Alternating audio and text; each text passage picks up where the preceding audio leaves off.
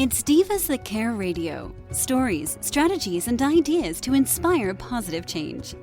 Welcome to Divas That Care, a network of women committed to making our world a better place for everyone. This is a global movement for women, by women, engaged in a collaborative effort to create a better world for future generations. To find out more about the movement, visit divasthatcare.com after the show.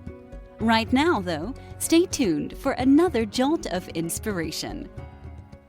Well, hello, everyone, and welcome back to the Divas That Care. I'm Candace Gish.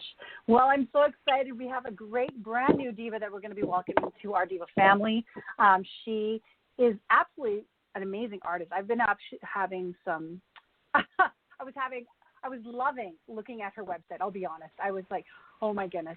And I know that's not going to be the hot topic of our conversation today, but I do want to talk about it later on at the very end, just because I really think that all of our listeners need to go check them out. Well, our guest today is Cheryl Westergaard, and Cheryl hails from BC, and I'm really excited to get to know her with, like all of you guys today. So welcome to the show, Cheryl. Thank you very much. I'm happy to be here. Well, I'm excited to have you on the program. One of our mutual friends recommended having you on our program, and I'm really excited because I know they're doing a lot of great things out there, and I know that's probably something that we're going to be talking about in the show later. But before we get into that, would you mind spending a couple of minutes telling us a little bit about yourself? Sure. I'm probably one of your older guests. But sometimes it takes us a little while to kind of figure out what we want to do with our life. I grew up in a family that we didn't have a lot of money. In fact, we didn't even have running water. So one of my big things growing up was a need for security, knowing that you're going to have food. And I also always felt like I should help others. So I ended up going to university, which was everybody was encouraged to do in my day, and ended up in the school system. And found out, I'd teach for a while, and then I decided, no, that's not what, that's not exciting for me anymore. And I ended up going back and becoming a counselor, becoming a school psychologist, and just not really feeling like I was doing what I needed to do. And, helping others, great profession, working with children, helping them kind of realize their potential, but never really being that thrilled about it. And so I kind of got to the point where I burnt out. It was almost impossible to get out of bed in the mornings to go to work. And it's not like I didn't enjoy working with children or what I was doing. It just didn't really fill me up. And so I ended up taking early retirement, just saying, I can't do this anymore. This isn't working for me. And so, as I said, I'm a bit older, kind of coming into my own, but I realized I really needed to do what I was passionate about. And growing up, I grew up in a family that was really creative. My mom was a great seamstress. My dad was building things. He worked with leather. And I really decided I need to go back to kind of my roots and doing those sort of things. And one day it just kind of popped in my head, leather bags. And I love leather, and my dad actually ended up inheriting his leather tools. And so I started doing leather bags. But what I found out, and, the whole idea that we're here to help people, and I do believe that, but as an artist, how am I helping others? I'm not, helping them through school. I'm not talking them through their problems, and trying to find out how I could kind of be okay with that.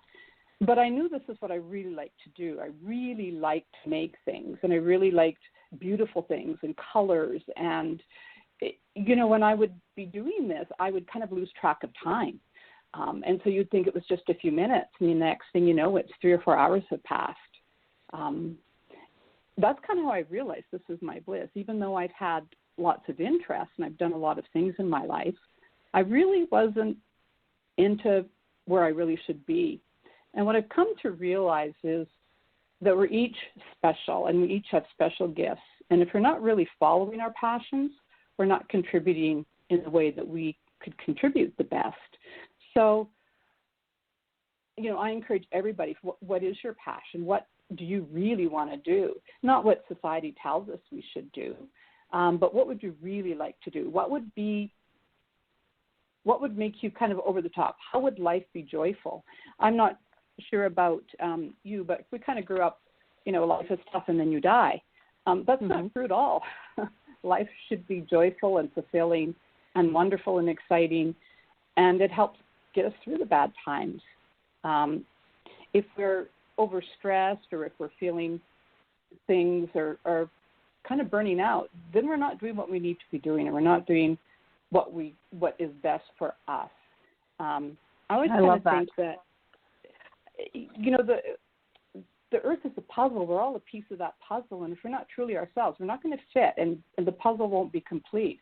We really need to be our own unique and special selves, whether it fits in with what society thinks we should do or what's a good profession.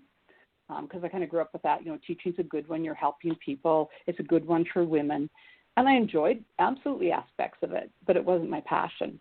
And so I'm a little older in life, kind of realizing this, but it's never, I believe, too late to start over and really follow what you want to do. And for me, that is definitely being creative and making things. And, yeah. You know what? I completely agree with that. Well, you know what? And it's such an inspirational story, because isn't it true that I think that as we get older, we have that wisdom, and we realize that some things are good for us and some things aren't good for us. And we kind of go through that transition. I hear a lot of that from different women, that they've gone through different stages of their life. For myself, I've done the same thing. In a lot of ways, I've always been an entrepreneur, but I've gone through a lot of different things in order to get where I am today. I love what you're doing, because the teaching part of it, getting into psychology and then doing this, I think that's an amazing transition. And I know that we're not going to be really diving into your products per se, but can you just share a little bit about them? Because when I had the opportunity to look at your website, I thought they were beautiful, and they're just something that I think a lot of our listeners around the world would be interested in. Well, when I come to make leather bags, I really think about what do I want. I mean, first of all, I love leather. I love bags. I have lots of them. I probably have more than shoes. Well, no, about the same as shoes. But I have a lot of bags. And I love color. But I find, going in the store, I wasn't finding things that were practical. How much storage do I need? Where do I need it? Is it too deep? Can I find anything? So I really try to make bags that somebody could buy that are kind of timeless. They could have them for 20 years. So I'm really interested in producing something that's durable, and something that is fun, but something that is really functional as well. So that's kind of where I've gone with it. And it develops more and more as I go along. I'm actually really excited about it, and it's way too much fun sometimes, which is great. Yes. I think that's what our life should be. Yeah. And I think it's funny because, as I got older myself, I decided to get more creative, and now I enjoy doing painting, and I do a lot of rug hooking and different things that I would never have tried out when I was younger. And I don't know if that is just part of the evolution of how we are as women, that we're growing and evolving all the time. I know that you've got a passion to work or to, about younger individuals. Are you looking at doing mentorships with young women to get more into the craftsmanship, or what are your thoughts on that in the future? Absolutely. Right now I'm still trying to work my way through figuring out all the technology and having a business. But absolutely, for sure, and absolutely encourage them. Follow your dreams. Absolutely. Don't look what other people say or what other people think your life should be. Live your life the way you want it to be. Really, really, absolutely. Mm-hmm. Well, I definitely see more and more women getting involved, not in the traditional positions that they were in, but more in they're looking outside the box. They're looking at different things to utilize their skills or their dreams and their desires, but really more of a hands-on approach.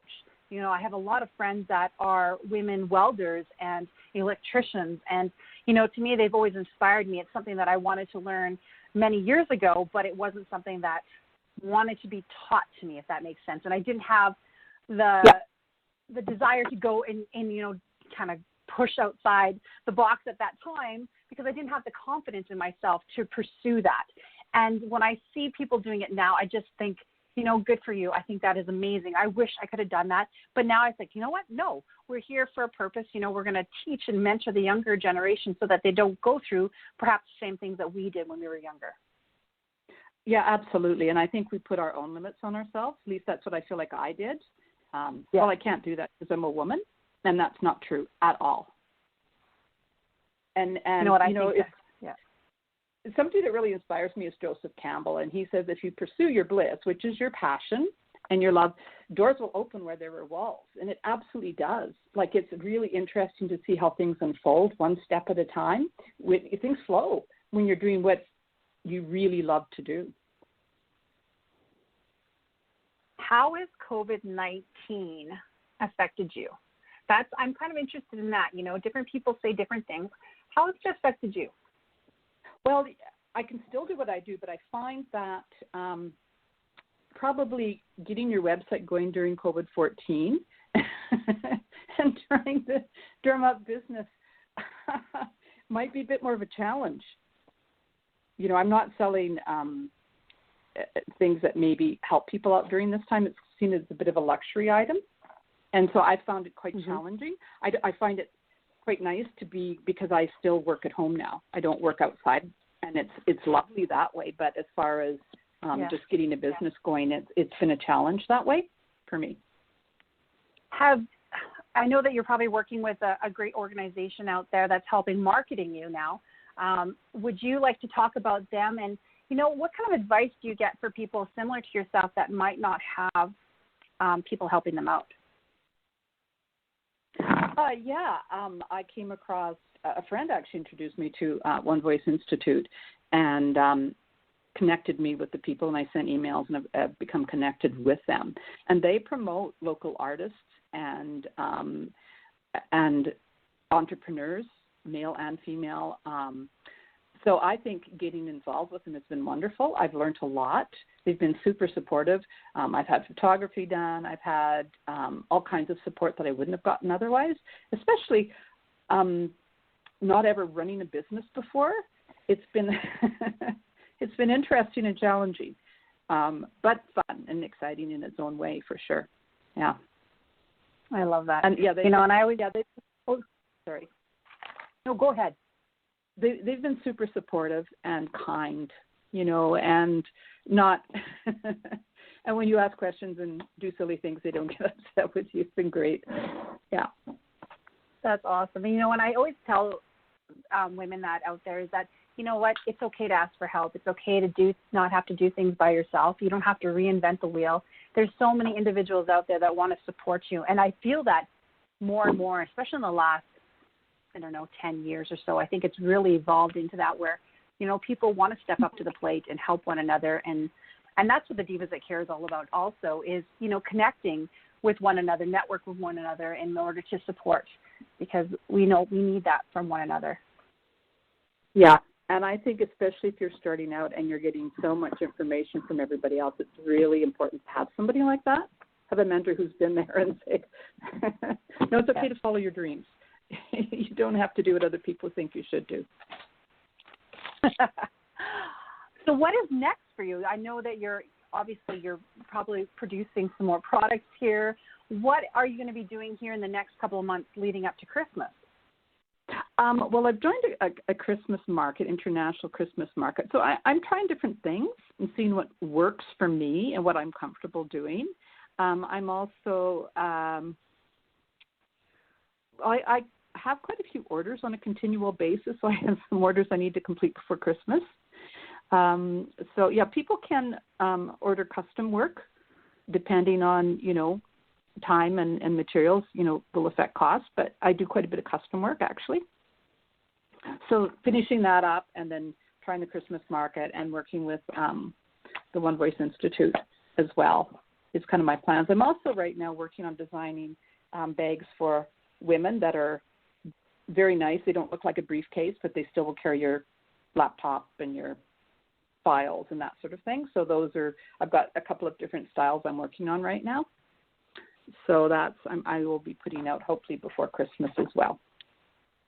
Oh, wow. Well, that's awesome. I can't wait to see some of those photos.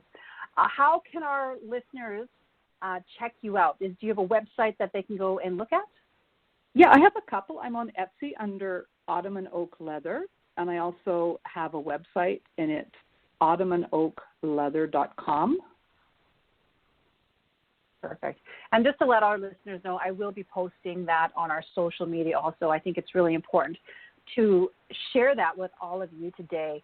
I'm excited, Cheryl, one of our listeners, we have listeners right across the world now. We over in 30 countries, and one of the things we like to do is we like to support them. Is there any causes, things that are dear to you?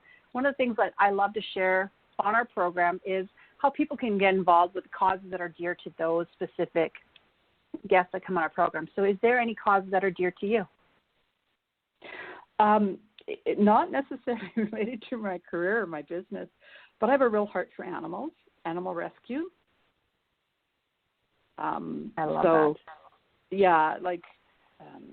Yeah, dogs, cats, any sort of animal that's being abused, and even, So that I think that's perfect. Yeah. Is there one that's close to you in your area?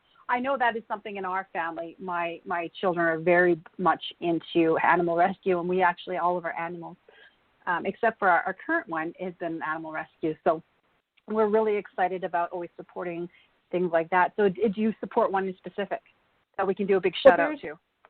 Yeah, there's certainly the SPCA, local SPCA.